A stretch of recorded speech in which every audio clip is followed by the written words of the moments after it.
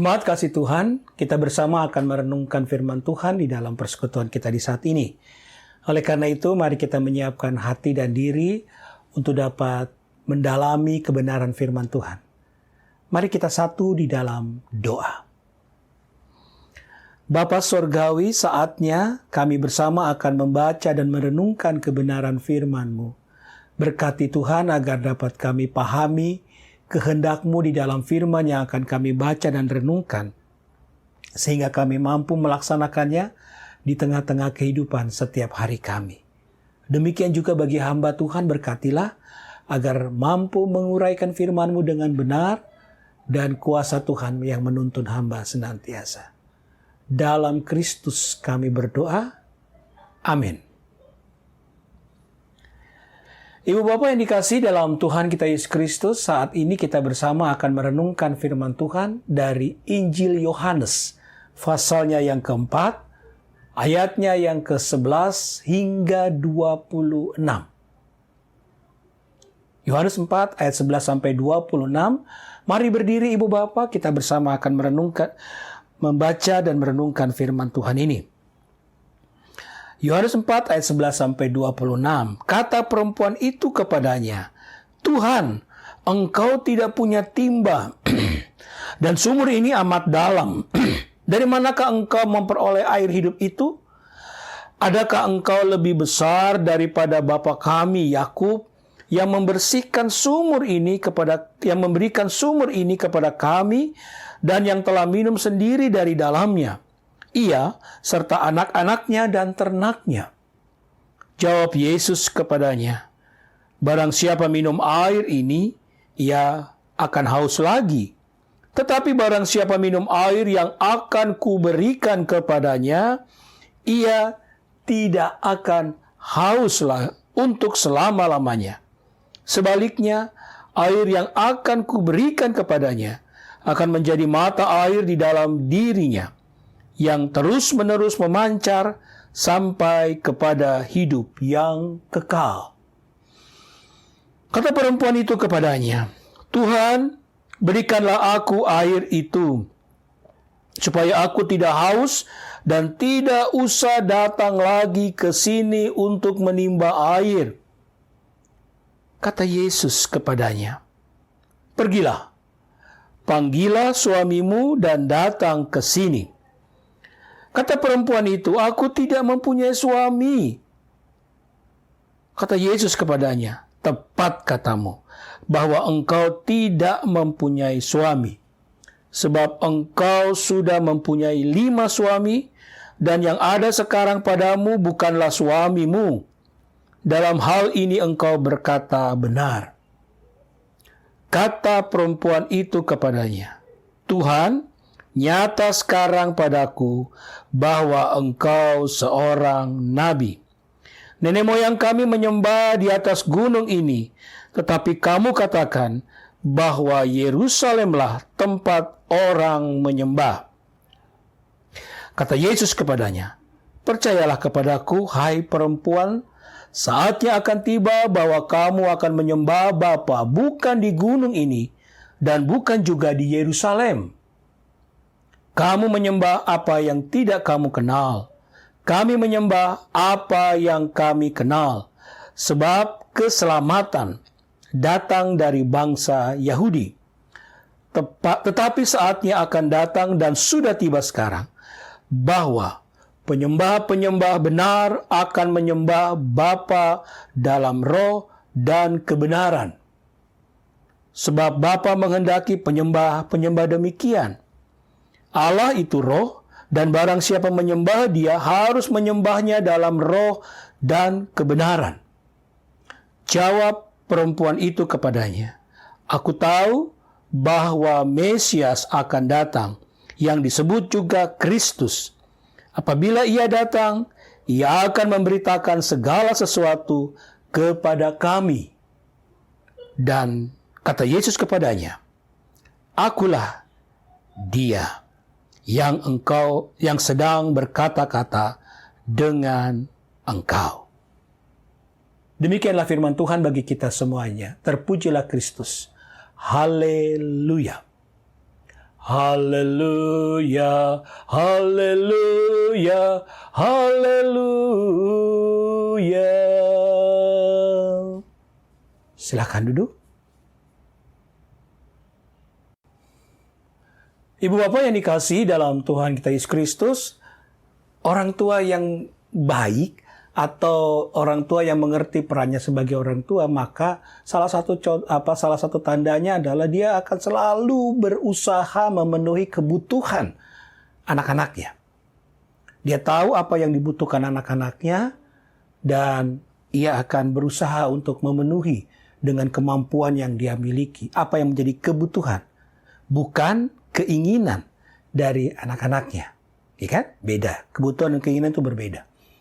Nah, Bapak Ibu, Yohanes ingin mengajarkan kepada jemaatnya yang ia layani bahwa Allah itu bagaikan orang tua buat kita umatnya. Allah itu adalah orang tua kita. Orang tua yang baik yang tahu apa yang menjadi kebutuhan kita anak-anaknya.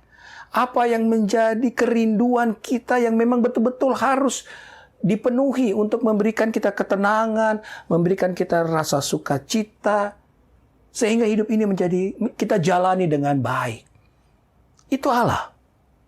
Nah, ia ingin menggambarkan Allah yang penuh perhatian ini dengan satu peristiwa di mana Tuhan Yesus suatu saat berjumpa dengan seorang wanita Samaria di sumur Yakub. Dalam perikop kita yang kita sudah baca sebenarnya mulai dari ayat 1 ya. Kisah ketika Tuhan Yesus menjumpai wanita ini di sumur Yakub. Sekali lagi Ibu Bapak, apa yang Yohanes sampaikan ini adalah peristiwa yang sesuatu yang memang disengaja oleh Yesus untuk terjadi pada saat itu. Karena apa?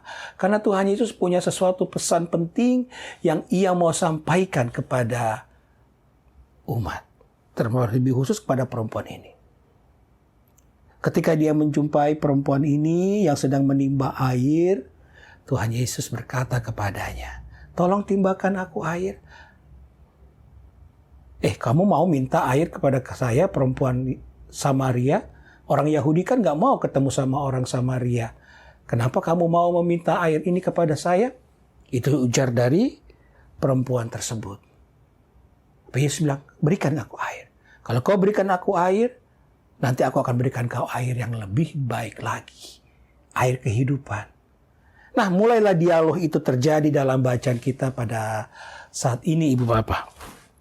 Tuhan Yesus menyampaikan kepada perempuan itu untuk minta tolong memberikan air. Dan jawab perempuan itu dalam ayat 11, "Tuhan, engkau tidak punya timba dan sumur ini amat dalam. Dari manakah engkau memperoleh air hidup itu?" Nah, menarik Bapak Ibu. Tuhan Yesus mau minta air dan Tuhan Yesus menawarkan air kehidupan kepada si perempuan ini. Tapi perempuan ini bilang, "Kamu gak punya timba, bagaimana kamu dapat air?" Tuhan Yesus bilang, "Aku punya air kehidupan yang akan memberikan kesegaran yang kekal kepada siapa saja yang mau meminumnya." Nah, di titik ini Ibu Bapak kita perhatikan. Hati perempuan itu tersentak dengan pernyataan Tuhan Yesus. Karena dia sendiri sebenarnya, dan ini yang mau disentuh Tuhan Yesus, punya pergumulan besar tentang keberadaannya di sumur itu. Perhatikan Bapak Ibu, dia di sumur itu sendirian, sepi, karena tidak ada orang datang. Rupanya Ibu Bapak, dia memang sengaja mengambil air bukan pada pagi hari, di saat orang-orang banyak ada, ibu-ibu datang ambil air di sumur itu. Jadi bisa ketemu wanita. Enggak, dia tidak ambil air di jam itu. Dia ambil pada siang hari, di mana semua orang sedang istirahat. Karena memang peristiwa ini terjadi pada siang hari. Karena para murid sedang membeli makanan. Istirahat di situ. Perempuan ini ternyata sengaja menghindar dari orang banyak. Karena dia punya satu masalah yang seringkali menjadi pergunjingan orang banyak. Sehingga dia sebenarnya, dia malas datang ke sumur itu. Kalau boleh dapat air yang membuat dia tidak haus lagi, dan membuat dia segar, ayat 15, maka dia berkatakan begitu. Itulah pikiran dia. Tuhan, berikanlah aku air itu, supaya aku tidak haus dan tidak usah lagi datang ke sini untuk menimba air. Kalau aku bisa tidak lagi datang ke tempat ini, ke sumur ini, aku nggak akan ketemu orang-orang. Dan aku tidak diomong-omongin lagi orang-orang. Kenapa? Terjawab sesudah itu. Aku sudah menikah 5 kali. Dan saya yang sekarang bukan suami sah, kumpul kebo aslias. Bukan suamiku yang secara hukum yang sah. Aku tinggal dengan laki-laki tanpa ikatan perkawinan. Itu yang terjadi. Dan Yesus mau mengatakan kepada perempuan ini, kalau kamu mau dan sungguh-sungguh mau hidup benar, maka menyembahlah kepada Allah. Dalam ayat 23 katakan, kamu menyembah apa yang tidak kamu kenal. Ayat 23, tetapi saatnya akan datang dan sudah tiba sekarang, bahwa penyembah-penyembah benar akan menyembah Bapa dalam roh dan kebenaran. Ayat 24, Allah itu roh, dan barang siapa menyembah dia harus menyembahnya dalam roh dan kebenaran. Apa artinya pernyataan Tuhan Yesus ini?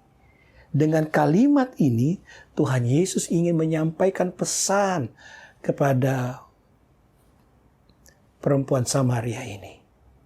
Kalau kamu mau supaya mendapatkan hati yang tenang, maka menyembahlah Allah dalam roh dan kebenaran. Rohnya di sini Ibu Bapak bukan dalam huruf besar, tetapi dalam huruf kecil. Kenapa bukan dalam huruf besar? Kalau huruf besar itu menunjukkan yang dimaksud adalah Roh Kudus. Tapi kalau roh yang ada dalam diri manusia, kuasa yang ada dalam diri manusia itu maka dituliskan dengan huruf kecil. Artinya menyembahlah dengan seluruh dirimu.